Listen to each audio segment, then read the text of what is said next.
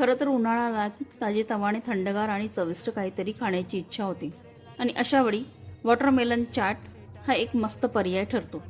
चला तर मग रेसिपीला सुरुवात करूया. सर्वात प्रथम मी एक मीडियम साईजचा बटाटा घेतला.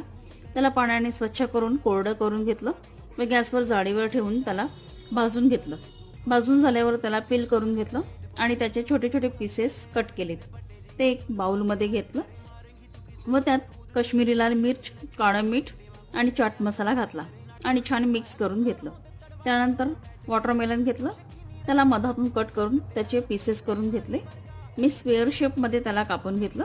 वॉटरमेलनच्या स्क्वेअर शेपवर मी लॅटूस ठेवलं, त्यावर तयार केलेले चटपटीत पोटॅटोचे काप ठेवले आणि डाळिंबाचे दाणे घातले व परत वरतून थोडा चाट मसाला भुरकून घेतला. तर अशा प्रकारे वॉटरमेलन चाट तयार केली. तर कशी वाटली ही रेसिपी कमेंट्सद्वारे नक्की कळवा.